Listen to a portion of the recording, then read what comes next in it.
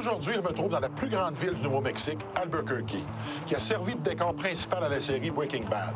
Chaque année, on y commet plus de 6000 cambriolages, 3000 voies de fait, 1000 vols qualifiés, ainsi que 40 meurtres. Et comme j'ai peur de rien, direction Albuquerque.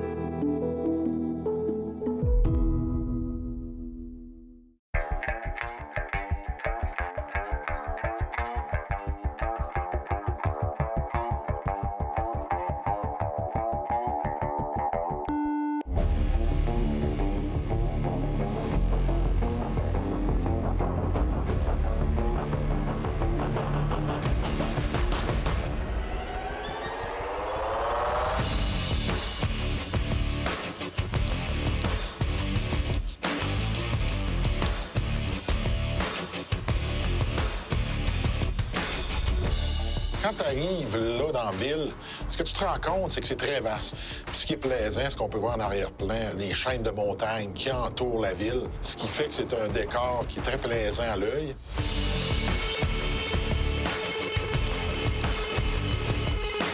De façon générale, la ville est en bon état. Faut s'entendre. Le climat est très difficile. Donc, on peut voir l'effet du soleil sur les voitures, sur les maisons, même sur le visage des gens. Puis, lorsqu'on regarde les maisons, je suis surpris. Je suis allé dans des villes où c'était beaucoup plus délabré.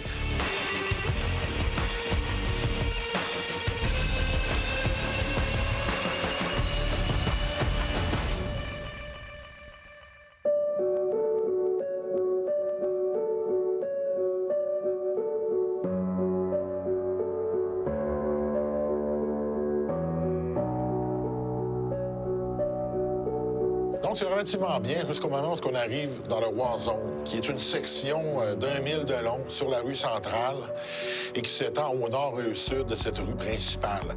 Et ce qu'on remarque à ce moment-là, c'est que là, effectivement, c'est un peu plus délabré. Donc, avec ça, ce que ça emmène, c'est son lot de problèmes.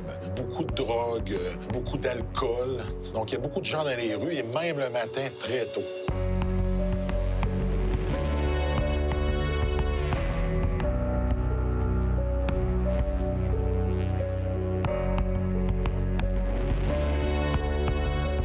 À un moment donné, en me promenant, j'ai vu qu'il y avait un homme d'un certain âge qui était devant chez lui et qui me regardait. J'ai décidé d'arrêter pour aller parler avec lui un petit peu, pour justement avoir ses impressions, comment c'était vivre dans ce quartier-là.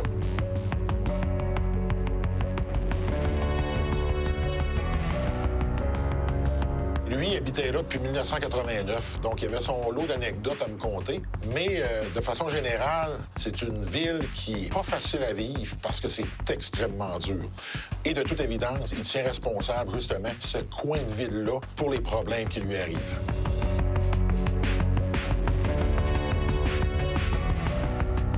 Hey, Richard, how you doing? Good. How you doing, Hugo? Very nice meeting you. Very nice meeting you. So you've been living here since 1989? Yes, sir. How is this neighborhood? It's got its ups and downs. Nights are worse. Days are pretty quiet. Mornings, well, you know, I'm pretty sure you've drove around and seen what you had to see. Yeah, but it's not so bad. Yeah, you have to look at it at night.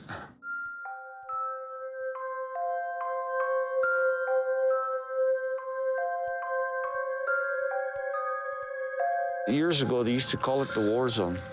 And now? Now they call it the international neighborhood. A lot of drugs? Yes, that I've seen, yes. I've been here long enough to see it all. I've had confrontations with several people in the neighborhood that have never ended up peacefully.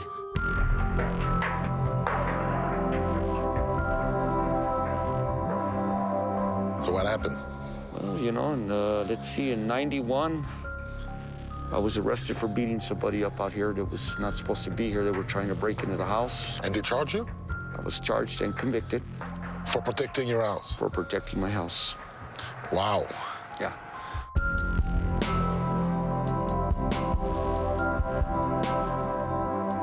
Now my name is tainted. I can't vote. I can't carry a weapon. I can't do anything. I can't work where I used to work. How you protect yourself? Well, you know, I got 26 years of Brazilian Jiu-Jitsu, so I can handle myself. Someone learned the hard way, trying to break in your house. Yeah. Yeah. What happened to the other guy? Didn't do nothing to him. The law's for the criminal. Wow.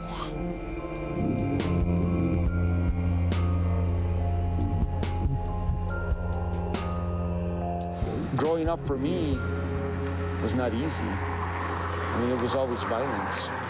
It took me years to realize that that's not how you live. That's not normal. Normal is getting up every morning, going and working hard for the little bit that you have. It's not happening anymore. Now it's hard for me to even get a legitimate work because of my background. So I find myself struggling. This will be the last year I'm gonna be here. You moving out? The house is under foreclosure right now. This will be the last year. Where are you gonna go live? I don't know. I'll figure that out when I get there. Thank you, Richard. No problem. It was nice talking to you. Nice talking to you.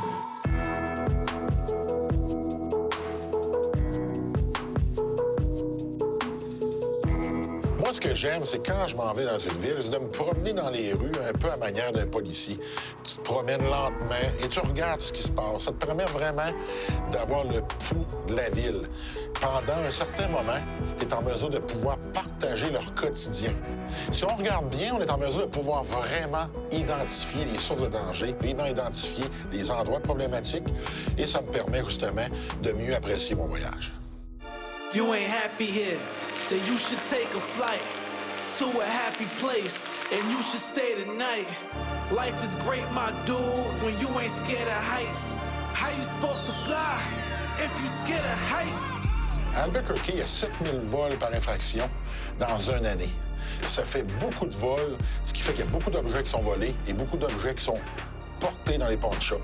J'ai fait quelques appels pour parler avec un propriétaire qui allait être vraiment assez honnête pour accepter de me parler. Puis, je me suis rendu sur place où j'ai rencontré Scott. Je lui ai demandé si c'était possible qu'on se rencontre ailleurs que dans le devant du magasin pour faire en sorte qu'on puisse être capable de parler et avoir une vraie discussion à l'abri des oreilles de ces consommateurs qui peuvent être là, parce que j'étais conscient que s'il y avait trop de gens autour de nous, ils ne seraient pas en mesure de me donner l'information que je voulais avoir.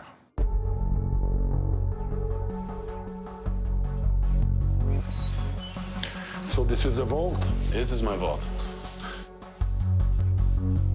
How do you control the item that they bring to you if it hasn't been stolen? We can't, to be completely honest with you. We have to just use intuition. You gotta be smarter. It's our job. Every evening we have to report to the Albuquerque Police Department. We report the make, the model, and the serial number of every single item that comes in here. So if they don't report it? They don't report it, they don't find it. And the other trouble is it's after the fact. So a lot of the times, if a crook goes, he breaks into a house, he comes down here, he still gets his cash. You know, he leaves, I mount the product. Because they seize the project, you don't recover your money. That's right. But they're after that guy who actually brought that item to you. Then, well, he gets a warrant, they can pick him up. He was at least in possession of stolen property, absolutely.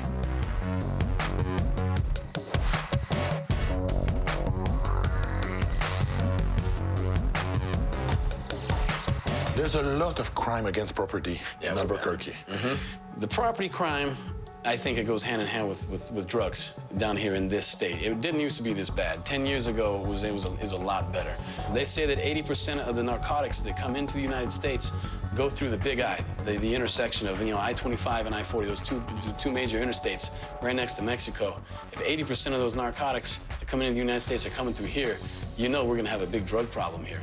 So people will come in here and they look all right. College students, regular people, you know, they come in here and they pawn their items. You know, they come and they pick it back up. And the next month they come back and they do it again. I've watched several of my regular customers deteriorate, you know, and then you start noticing they stop caring as much about their physical appearance. They stop wearing long sleeve shirts. And you see the marks and you see it in their faces. The faces. You see it in their faces. You watch them deteriorate, absolutely. Do you know if all the pawn shops in town are as honest as you are? Yeah, there's rumors. People definitely try and share notes. And we've actually dropped names. We can shoot emails to each other and say, hey, this guy, you know, picked up residential burglary. Don't buy items from this guy anymore. Some of them actually are pretty shady about what they do. Some of them are incredibly shady about what they do. And I mean, it's gonna be real obvious. I mean, you guys walk into some of these shops, they're gonna tell you, get your shit and get out. You know what I mean? It's real obvious. They don't hide it. They just hide behind technicalities. You know, there are those guys in town, absolutely. Scott est relativement jeune et son équipe aussi. Donc, la connexion, c'est quand même bien faite. Ce qui a fait en sorte qu'on a eu une belle conversation. C'était très intéressant parce qu'il a accepté justement de me donner l'information que je voulais avoir au lieu d'être politically correct.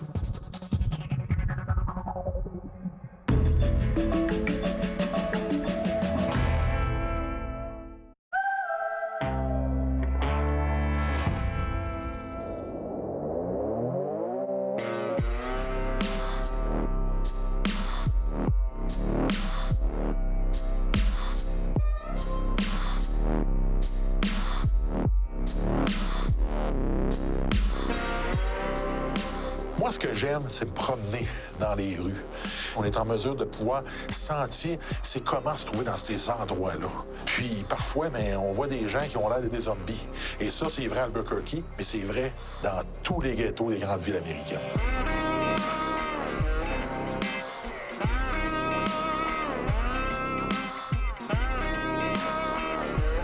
Comme le quartier du Warzone est très actif durant le jour, je voulais voir de quoi ça avait l'air le soir. Donc, j'ai décidé de rencontrer un agent double qui, lui, travaille comme undercover depuis une vingtaine d'années pour combattre le crime relié à la drogue. Donc, c'est vraiment un spécialiste de la ville d'Albuquerque qui va me prendre pour me faire le tour du quartier du Warzone le soir à la nuit venue. So, Brian, which part of Albuquerque are we at? We're right in the divide of the southeast and northeast part of Albuquerque. So this is the street or divide the south and north of Albuquerque. This is Central Boulevard. It's the old Route 66. The old Route 66? The old 66 comes right through here. Well, it's still, you know, pretty busy, you know, as a prostitute. As we pull in, we saw a drug deal. Drug deal as we pulled up. It's still one of the highest drug areas for the street-level drug dealing. If you want to come, within about a mile of here is the primary areas that you would come to buy street-level drugs, buying it off of somebody out on the street corner. When you deal with drugs, you're also dealing with other type of crimes. Oh, and especially with the heroin and especially with the meth trade. The property crime associated with this is exorbitant. Explain to me why. Yeah, most of our drug addicts don't hold an 8-to-5, 9-to-5 job. So they go commit crimes, property crimes and stuff, to get the money to then come buy the drug. If I steal $100 worth of property, I may only sell it for $10 or $20. So as a victim, I lost out on $100 worth of my property, but the person stealing it, it's only worth $10 to $20 to them to then go get their $20 worth of drugs. So, you know, if they have a drug habit that costs $40 or $50 a day, they have to steal $400 to $500 worth of property every day. Every day.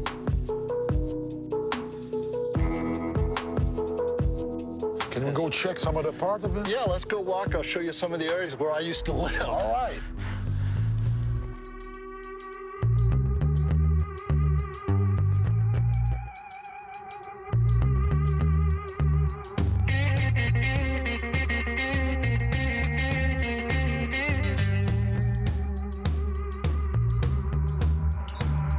Are you dealing with gangs here? We have a lot of gangs. They control a lot of the trade. And then we have, since we're so close to Mexico, here in Albuquerque, we have an influence with our drug trade with the Mexican cartels. We're only 250 miles from Juarez, Mexico, which is one of the main thoroughfares, or what they call a plaza, where the drugs come across and disperse there. Where's your emergency? You want to say something? This is Action 7 News. This is Falk. Okay. Donald Falk. Why, Jeremiah? Wait, I get on that bus! Well, you better jump on. You missed it. En me promenant avec Brian, il m'explique comment ça se passe. Et en même temps, on rencontre des gens. Et ce qui est frappant, c'est qu'ils sont complètement pas là. Ils ont le regard vide, ils sont pas dans un état normal. Et même que c'est pas rare qu'ils se mettent à nous parler et ils ont une conversation qui est vide de sens, mais on comprend rapidement qu'ils vivent pas dans le même monde que nous. So where's the best place to get some stuff? What stuff? A little tweak. Tweak? Yeah. A bird? No, come on. What do you want? You know what we're talking about. You know what we're talking about. I do not know. Give me a little. Want my alcohol and my milk. Where can I get? Talking about. Where can I get some shards? I don't know what you're talking about. What is that? You don't know, huh? No, I do not. Okay.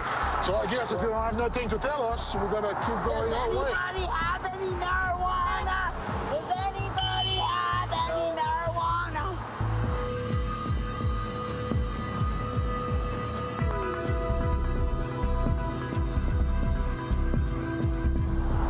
As you can see, people that use drugs, how it affects them, and that's one of the problems that we have with the drug addicts that can't hold down a job, can't have a career, wind up out on the street.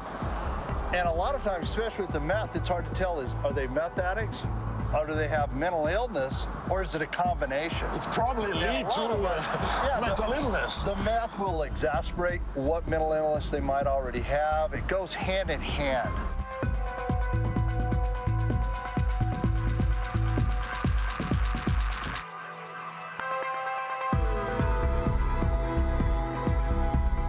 How long you been working on the force? I can't say. I'm not allowed to say. Sorry Remember, about I'm not. that. I want to say I've been a police officer for 35 years, and I spent 26 of it working narcotics. So you're a specialist when it comes down to narcotics? Yeah.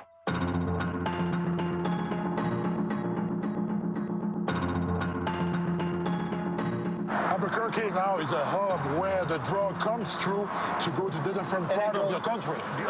Because we have Interstate 25 coming up from Juarez, and we have Interstate 40 going all the way out Oklahoma, out to Tennessee, and out to the East Coast.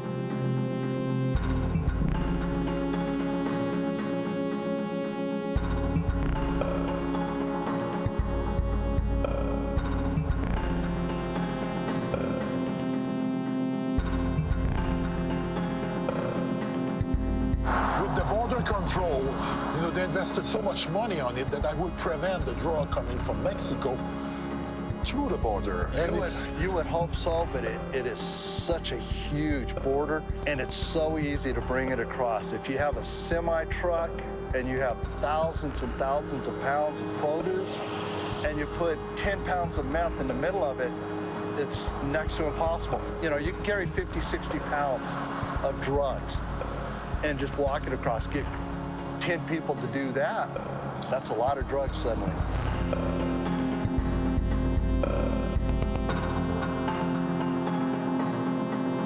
Après avoir fait un bilan, puis m'être promené avec Brian, j'ai décidé de me promener dans les rues qui sont au sud et au nord de la rue centrale.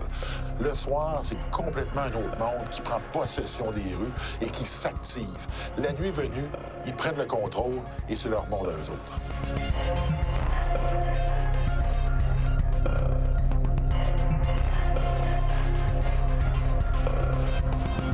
À un moment donné, je me promène, puis ce que je vois d'un côté, il y a une voiture de police qui éclaire une maison.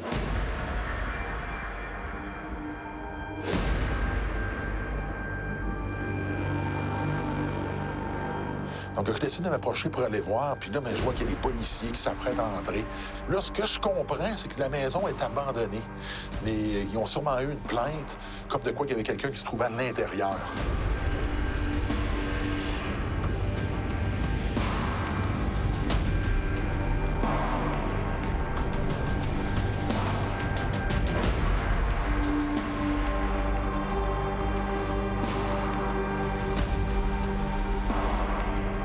J'ai pas vu vraiment s'il y avait quelqu'un à l'intérieur, mais j'ai quand même eu un très bon spectacle.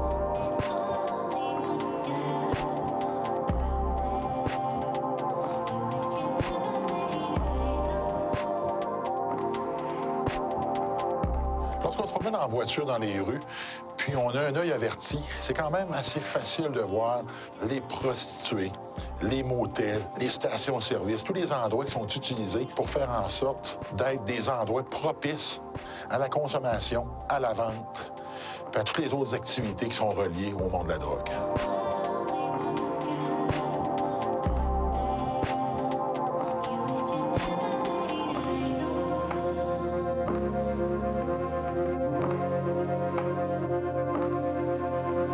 On se rend compte que c'est pas différent des autres villes où on retrouve ce même genre de quartier au risque élevé.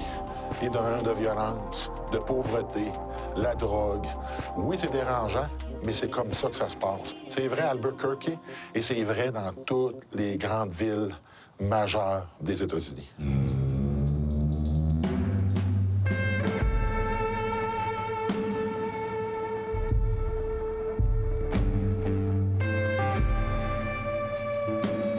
Pour mieux comprendre le phénomène, j'ai rencontré Neil Wallace, qui est un ancien toxicomane, pour qu'il m'explique comment la drogue vient affecter la vie d'une personne. Hi, Neil. How you doing? Very good. How are you? Very, very good. So we're not here by accident. No. There's a reason why we're here. Yeah. This part of town, they used to refer to it as the war zone.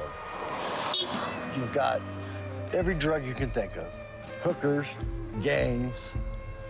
This area over here is the worst.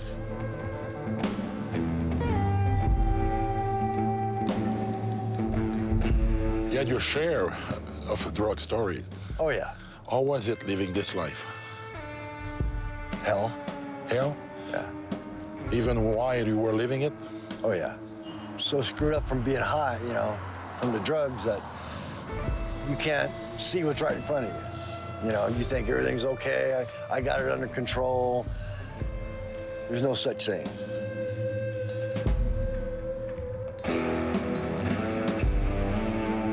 How did you experience drugs? How did it happen? I went from high school into the Army. Okay. And so I played 3 sports. I'd never done a drink or a drug. I smoked my first joint when I was 19 years old, 20 years old. So why? To mask the feelings. I had a pretty ugly situation in Germany that happened to me. And so I started drinking to not feel the pain. And from drinking, drugs, then you start with the weed, and then you go with harder drugs later?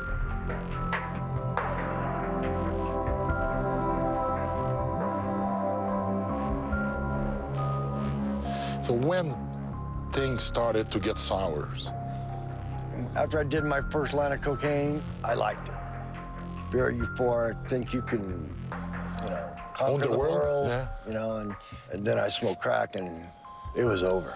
That was a war you couldn't win by yourself. No. So how did you manage to be able to actually fulfill the need? Well, there was a time in the 80s that I started selling cocaine. And going to the pretense, I'm in it for the money. You're not in it for the money. You know, it's like the line out of the Scarface movie, don't get high on your own supply. I acquired a habit I had an ounce a day habit. How much is an ounce back then? About $1,000. A day? Wow, that's a lot of money. That's ridiculous. Ce qui est curieux, c'est que la rencontre avait lieu dans un stationnement d'une église, qui est environ à un pâté de maison d'une école primaire, et aussi environ à 100 pieds d'une ancienne maison où on vendait de la drogue. C'est vraiment dérangeant de voir qu'on peut retrouver une maison comme ça à seulement que quelques pas d'une église et d'une école. So this is the house. This is the house. I bought methamphetamine out of here many times. And you can see now it's turned into a substandard building. What that means? They were probably cooking methamphetamine there. When you do that, it permeates the walls, into the drywall. So you can't live there anymore? No.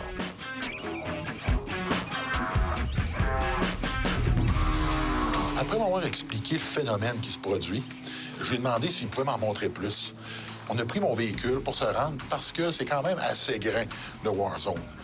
Et de toute façon, il ne voulait pas se faire voir parce qu'il avait peur qu'en voyant des personnes avec qui il a fait affaire dans le passé, ça crée de l'anxiété qui pourrait le ramener à vouloir réutiliser de la drogue. Parce que, comme m'expliquait, il a perdu beaucoup dans tout ça. Non seulement de l'argent, des relations, sa famille. Donc, les conséquences d'avoir été dans le monde de la drogue sont énormes.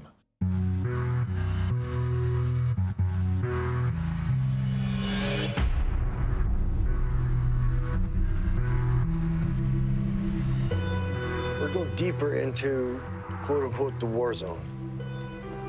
It is pretty nice, still. Yeah, we're gonna make a right up here, and it's not gonna be so nice. Wow, yes. Right away. Right away.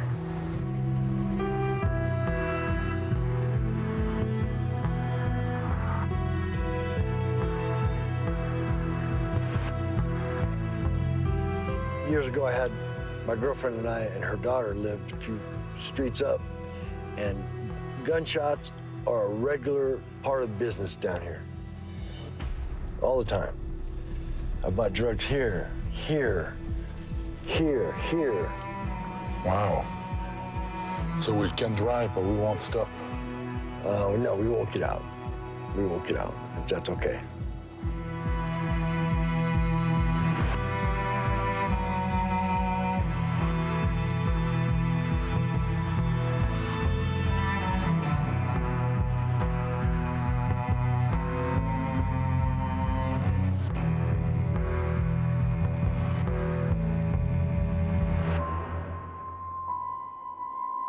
Neil, thanks a lot. My pleasure. It was a learning experience. I had a great time. It was a great ride, and I learned a lot of stuff. Well, thank you. I'm glad y'all came. And you know what? No, congratulations on overcoming your addiction. Don't look back. Look ahead. Stay strong, and try to make the best out of it. Amen, brother. Thank you.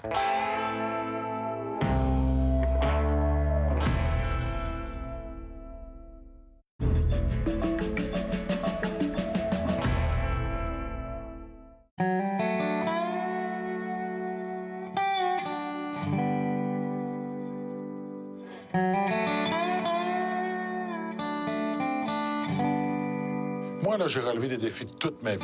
Essayer de voir où je peux aller, repousser mes limites. Et là, j'ai entendu parler d'un restaurant qui ont un défi apparemment à ma hauteur. Et même quelque chose que je pourrais pas relever. Et ça se trouve à être au Cecilia's Café. Pesos. I got pesos.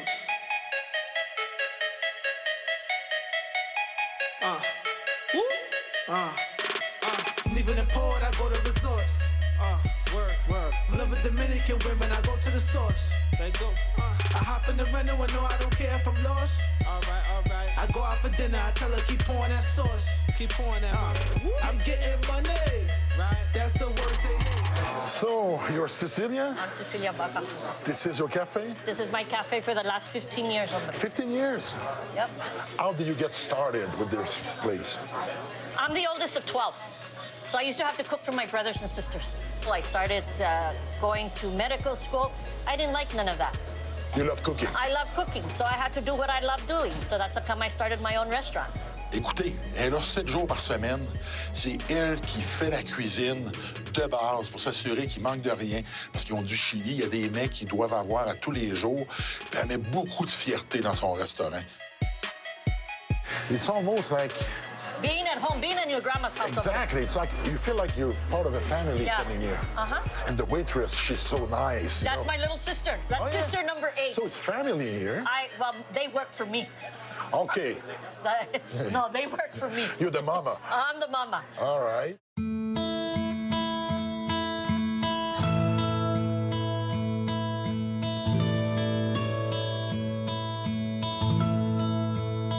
Actually, I heard about your burrito. Oh, you'll be surprised. Up north. 10 pounds? 10 pounds. It's got 2 pounds of papas, 10 eggs, half a pound of bacon, half a pound of sausage, half a pound of carne adobada, which is pork meat marinated in red chili, half a pound of red and green chili. My chili's spicy. It's gluten-free. So It's perfect, but it's big, 10 pounds. 10 pounds. And you'd be surprised, I've had 195 people try it. I've had 3 people finish it. I had 1 guy finish it in 36 minutes. I had 2 girls, 2 different girls, one from Las Vegas, Nevada, the other one from Arizona, ate it in 21 minutes. No. Yes. Okay, let's get started with the burrito. Okay.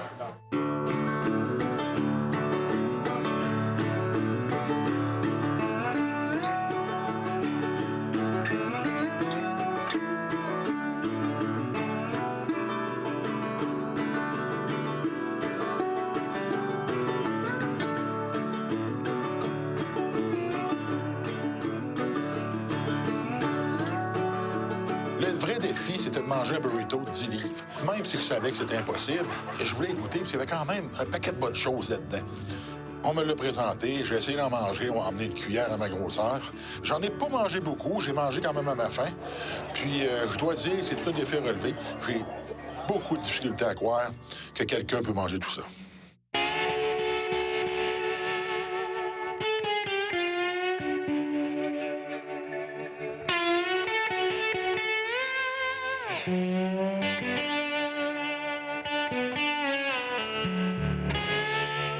La ville d'Albuquerque, c'est dans le milieu du désert.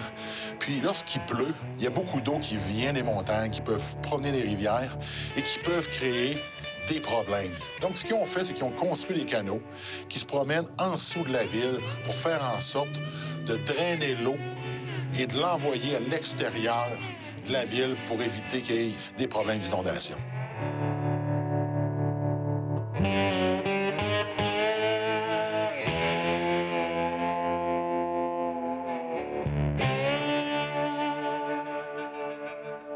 Hello, Jeff. I'm Hugo. Hugo, Jeff Willis, nice to meet you. Welcome nice. to the North Diversion Channel. What's the purpose of this channel? Our mission is to protect life and property from flood. So we built the North Diversion Channel, which protects the north side of the city. We have the South Diversion Channel, which protects the south side of the city. So can we go have a look? Yes, let's take a look. I'll open the gate and we'll get in and travel down the channel. All right, let's go. Yes, sir.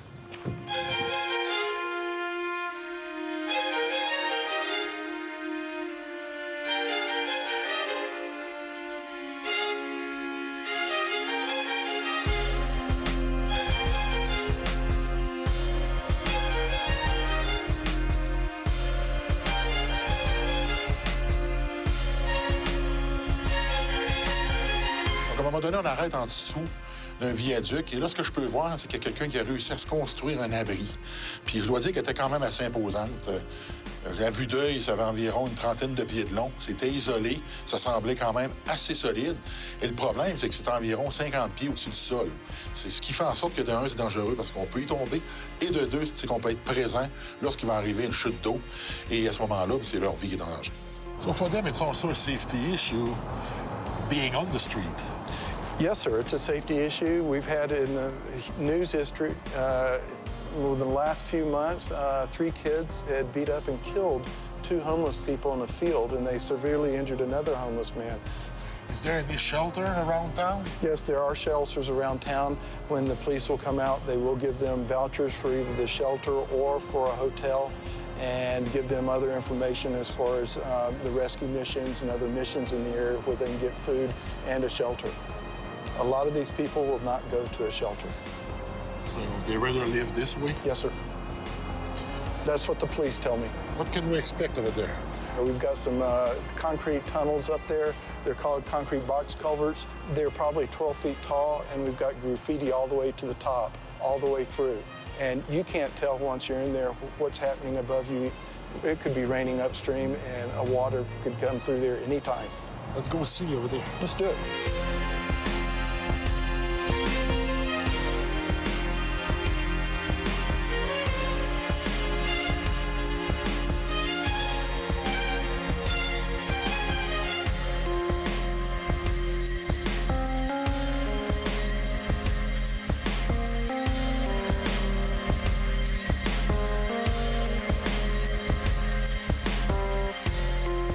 How dangerous can it get there?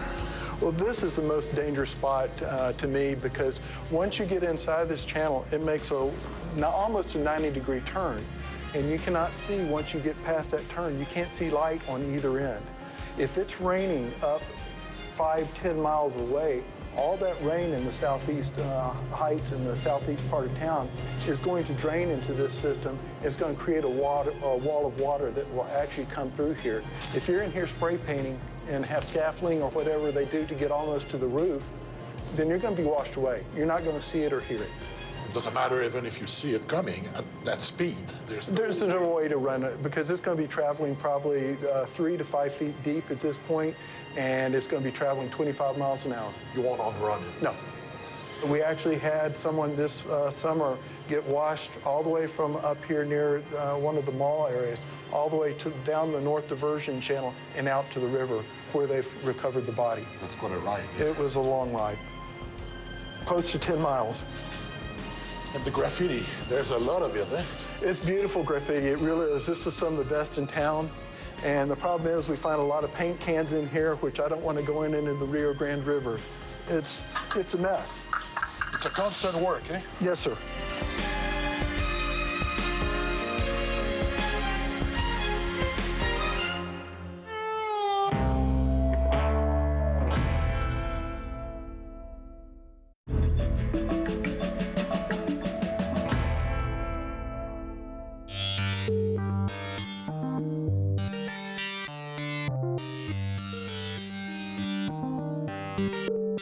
We'll get much bigger.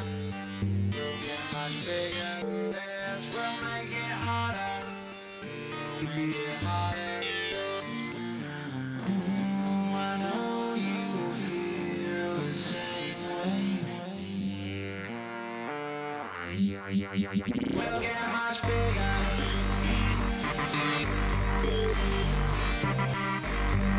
Lorsqu'on est à Albuquerque, il y a une institution là-bas, c'est le Jackson Wing Academy.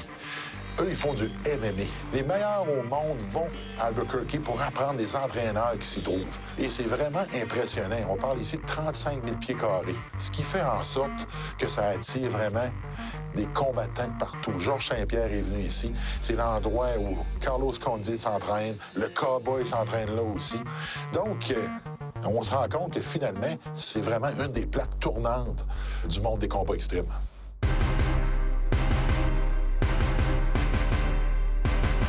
Hi, how you doing? Good. How are you, sir? Very good. Can you tell me about you and this center, please? We're in a martial arts school in downtown Albuquerque, New Mexico. It's a beautiful city. It's not too big, very high altitude. We're very high in the mountains. It's a place where the lack of air can help you train and get in better shape. And so we have a very successful fight team here, and I'm lucky to be a part of it. And you have fighters coming from all over the world. We do. We have a ton of fighters from everywhere you can think of. The Middle East, Japan, Australia, Canada, everywhere you can think of, we've got somebody from there. How was it growing up here? For me, it was a difficult childhood, only in that because I was raised in the South Valley, which is a predominantly Hispanic community, and so I was kind of the only white kid, and so I had to learn how to defend myself. Yeah, basically to have some self-respect, which is what I really wanted. So I didn't watch like a Bruce Lee movie and be like, oh, I want to do martial arts. I just needed to not get beat up. So I learned how to not get beat up. On regarde sur les murs, on voit les posters, puis on se rend compte que finalement, oui, les meilleurs au monde s'y rendent. Ce qui était intéressant, pendant que j'étais là, j'ai vu Alistair Overeem qui s'entraînait, puis c'est vraiment inspirant.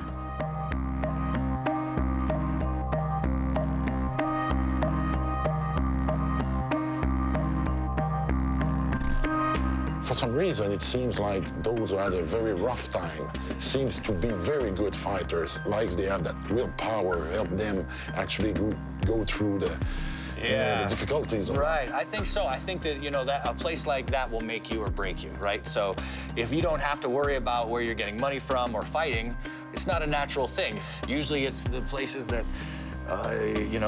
they have to fight or they have to struggle. Then you realize, oh, okay, I am a fighter, and then you're able to do that very well.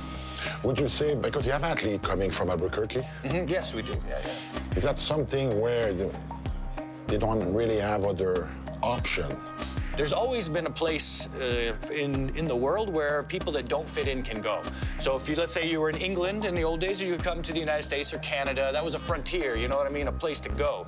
And then when the United States started, we always had the West. Go west to the Wild West. There's always a place. Well, there's no more places now. Like the whole world's been explored. So now those people that don't fit in, they come to places like this, you know, kind of an underground but above ground place at the same time, a place where people that don't fit in the normal world can fit in. That's what this place is. Would you say then fighting is helping some of them being able to focus their energy Yes. in a positive way? I think so.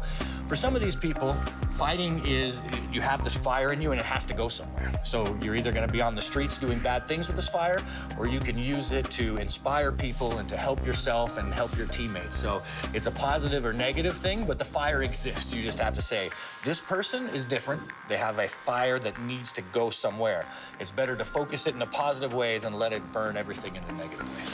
Is there any people and you're proud of their accomplishment when you saw them coming in, you know, a couple of years ago, you know, maybe having some trouble, turn their life around, and now becoming like that role model that you just talked about? You know, it's really cool. For me, that's the most exciting thing. When a fighter wins a fight and they're champions, that's for the fighter. They're in there, they're the ones getting punched. But when I see them turn their life around, or when I see them come in a very angry person and they calm down and focus and become a good person in society, that's for me. I love that. That's my favorite thing. So the champions are great, and you know, it's good to know that we're doing our job correctly. But what makes me truly happy is to see that. Thanks a lot. Oh man, thank you for coming down. My pleasure, sir. Thanks.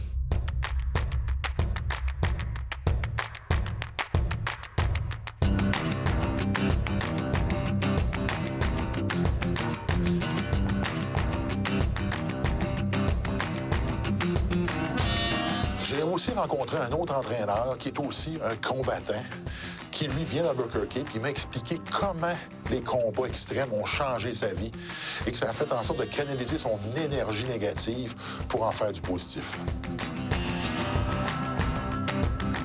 So Andrew, you're from Albuquerque. Yes, sir. What got you involved into fighting? Well, I think I had anger problems growing up, but I also wanted something that philosophically could focus me into being a better person. So lots of people just do martial arts because they want to hurt someone. I want to do martial arts so I can teach and help a whole bunch of people. How tough is Albuquerque? Man, there's some really tough people here and some really tough neighborhoods. And people like Coach Greg and Coach Wink, they had to deal with that. And there are lots of people here that have escaped going to prison or getting killed because they have martial arts that can help them find an escape. Are you fighting pro? Yes, I'm 3-0 professionally at 145, so featherweight, and I'm working my way up, seeing how far I can go. What would you say is your biggest accomplishment so far? I knee-barred a guy who had way more fights than me on 2 weeks' notice. People were expecting me to lose, and so I said, you know what, I'm just gonna do as much damage as I can. And I ended up winning by a leg lock, and I was really happy with that. Would you say that spirit of a fighter comes from being from Albuquerque? I think it comes from being surrounded by such amazing people that make me want to fight. So if I wasn't here with these people in Albuquerque, I wouldn't have that spirit anymore. Thanks a lot, Andrew. Thank you, Hugo. Thanks.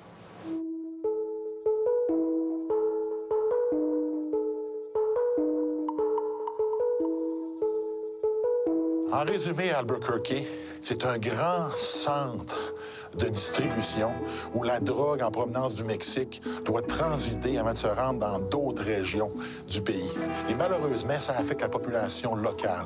Donc, c'est un très grand défi auquel fait face la ville, de faire en sorte de faire baisser la criminalité reliée au monde de la drogue. Et c'est un défi qu'ils ne seront pas en mesure de relever tout seul. Ça va prendre beaucoup de travail des autorités locales, du gouvernement et surtout beaucoup de temps.